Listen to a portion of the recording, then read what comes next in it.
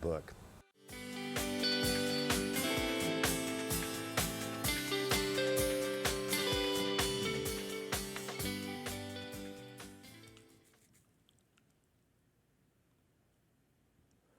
Okay, well, we're back.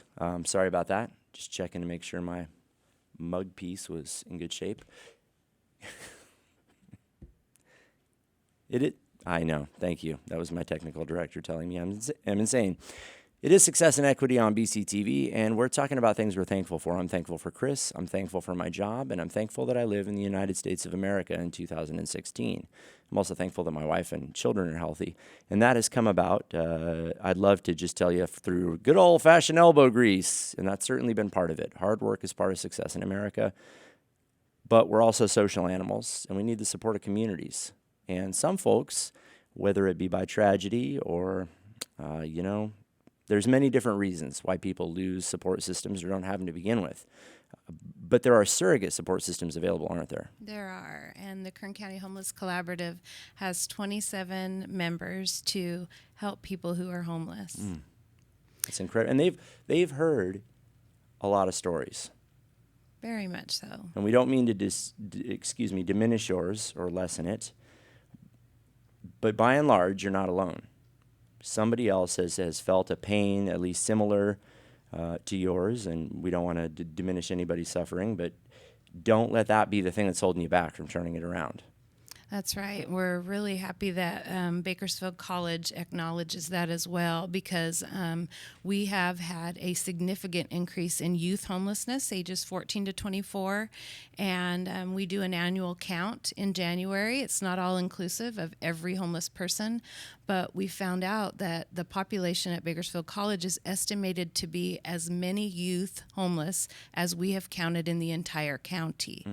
So in the coming January, we'll be working with them to make sure that we are helping those students that are homeless.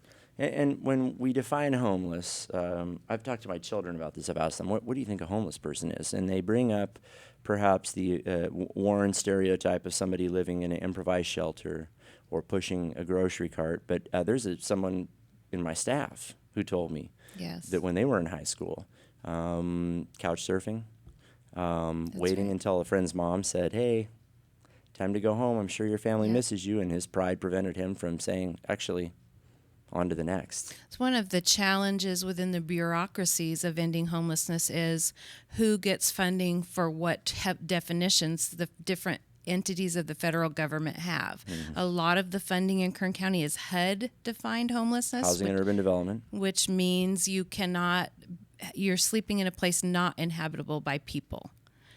So that would be a park, your car, a trailer, a garage without electricity. But there's a nice rule called McKinney-Vento Act that says every child has a right to a home. And so that allows us, within the guidelines of that bureaucracy, to serve children who are in overcrowded apartments with 5 families in them, hotel units, and couch surfing, as you mentioned, most common for youth. And you there was a story in the Bay Area news, I believe it was 2 weeks ago, less than 1 mile away from Facebook's headquarters in one of the wealthiest enclaves in the United States. There were, I want to say, 16 people living in a single-family dwelling. And obviously, maybe not obviously, it's very hard to keep 16 people clean and healthy in a single-family home, in a 2-bedroom, 1.5 bathroom house. I mean, it's exactly very tough. And understandably, the conditions were not good, and the house was rendered unlivable by county authorities. But that's the reality of life in the United States. We're all working harder, longer, and things have gotten more expensive. And for youth, they're notorious for being invisible. We call it the silent epidemic. Last year, we found a community of youth living in trees in Kern County. You've got to be kidding me. No, It's absolutely true. God And bless so, their resilience. well, they try to stay under the radar. They don't want to get in trouble. We know that about a third of the homeless are actually either working. Many are going to school. And the ones we're not counting are the students who want to stay under the radar, out of trouble, most often are sober. We do definitely have an issue with homelessness and substance abuse, but for these youth, especially those who have never been in foster care, there's limited benefits available to them. Well, and you just brought something up that I don't want to gloss over. Going back to the inception of the war on drugs, it's become a war on poverty. Very much so. And people use that as a means of saying, well, hey, they're on the dope.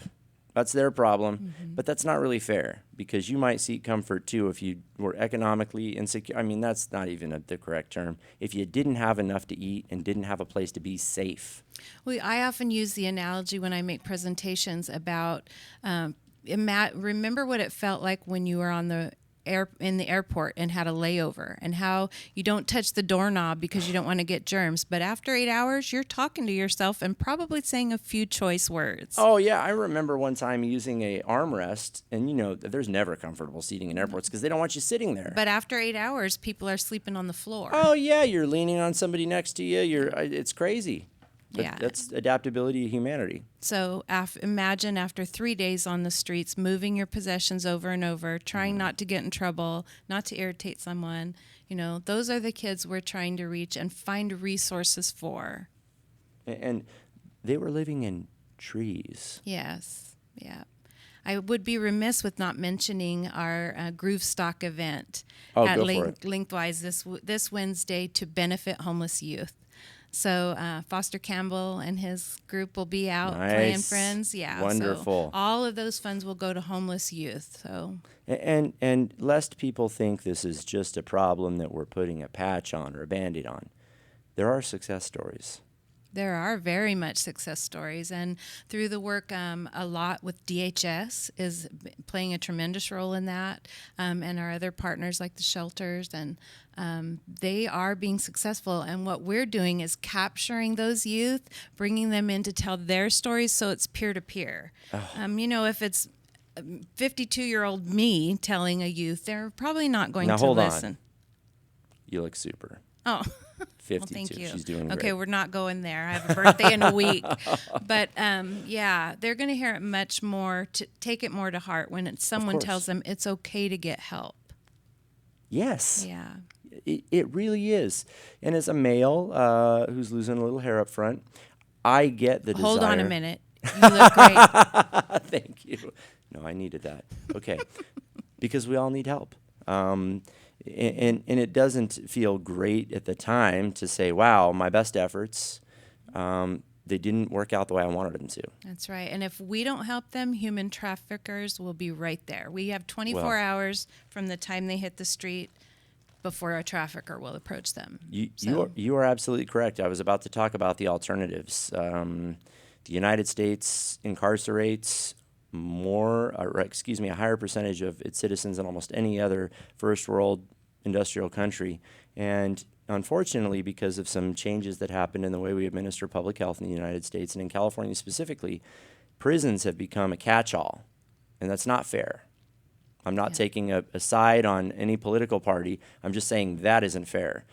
Prisons are tough places, and I know that we have sociopaths among us, and that's a wonderful place for them. But it's not a wonderful place for a young person who's vulnerable and suffering from a mental illness. No, we work really closely with our local Lerdo jail folks to help them work with mental health so that they aren't released back into the community without resources. Discharges to homelessness from foster care, from medical institutions, from hospitals, and from incarceration are big topics amongst in homelessness work. We have our work cut out for us there. But thankfully, in this community, the partners are very much working together and proactively. We learned a lot through the work to end veteran homelessness and can apply that to what we're seeing with youth now. We do anticipate having a functional zero end to veteran homelessness in our community. Oh, you're going to make me cry. Don't tell me that. Within Really? 6 months, yes. We have less than 100 veteran homeless now, and over 200 have been housed in the past year. But through the work of California Assistance Veterans Association, or Foundation rather, tremendous work going on. Well, that is humbling. It's about time we heard about a big victory in Good this news. society of ours. We make incredible products and things, but we don't always make the best mechanisms for helping one another. No, and oftentimes federal rules, are barriers to who we can serve and how. So that's why through 211 and calling United Way, we can connect you to the applicable resources so you don't have to call 20 agencies and try to figure out who is the right help. And when you are in a crisis, look, I don't like calling a bunch of people and dealing with phone trees and all that on my best day, Yes. let alone when I'm on the edge of humanity. Well, this is wonderful news that you've shared with us today. What about somebody who feels like housing insecurity or instability is in their future because of maybe some things that seem to be unfolding? Homeless prevention is what we Yes. call that. Yeah, we have a number of agencies that are really working with those type of folks to help their financial literacy levels, see what we can do in the short term to get them over that hump. We see that a lot with students who, they know they have a job, but it's not going to start for a week. How do I eat for 2 months? Because I just spent my last money getting that sport coat and the khakis for the interview. Plus, I had to take Uber to the job. Or how do I get khakis and the sport coat for an interview? What can I do? We can help with things like that too. I had a Dutch uncle, so to speak, who helped me with those things. But I think I was 23 before I had an automobile. We've had an increased number of families who have no family support here.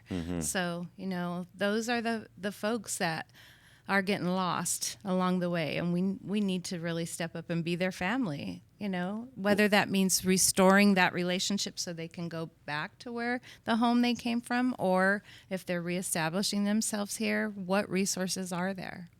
Well, but you're absolutely correct, and we are a collective family in humanity. That is the absolute truth. My father was a homeless veteran for much of the time that I was growing up, and I'm very glad that there were mechanisms in place. And quite frankly, that people socially stepped up for me, sporting coaches and other folks, and kind of filled that void and smacked me upside the head when I needed it, gave me a boost when I needed it. I'm sorry. No, please I have go. a saying, if we all do a little, big change can happen. So it might just be that, through our Regive project, you're getting new silverware and you donate your old silverware. New towels, you donate your old towels. Maybe that's it. Maybe you buy someone a meal who you see every day on the corner. Every one of us does a little thing. It makes a big impact collectively.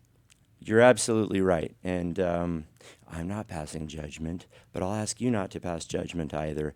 They don't need a lecture. They don't need you asking them if they're on dope or if they're drunk or how they got into the condition they were in. I'm sure if you sat for a minute and quietly reflected, you could come up with a few possibilities about how they got into the situation they're in. But what's important is treating each other with dignity, remembering the bounty that we have, and realizing that you're not putting a Band-Aid on it or whatever, or endorsing someone who's panhandling. You're hopefully helping get someone on the way to becoming a productive citizen, and that helps everybody. That's right. It's the bottom line. So again, the first step, if you find yourself in an insecure situation. Sure. We recommend calling 211, reaching out through nokernhomeless.org, calling United Way. All of those situations, any of the homeless providers, Bakersfield Homeless Center, the Mission, those are good starts. And people Good people, too, by the way. Yes, great people. Gosh. Often people are intimidated by rules, but I will tell you, if you would like to have, a stable life, they are the quickest way to get into housing. And it may be a short stay there, but that's a good path. Even if it's prevention, they have prevention programs there too. So They absolutely do. Wonderful people like Lewis Gill, people like Miss Lawler, people like Dr. DeMania at the Bakersfield College campus, or any professor or staffer.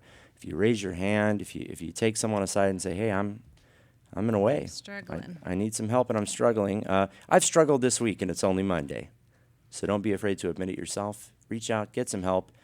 And then someday you can help a guy like me or Miss Lawler when we're old and need help ourselves again. Coming soon. That's right. Thank you all for watching. To the entire Success and Equity team, including President Sonia Christian and Shannon Musser, Manager of Public Relations and Marketing, plus my Technical Director, Chris. I'm Francis Mayer. Have a wonderful, wonderful Thanksgiving. Bye.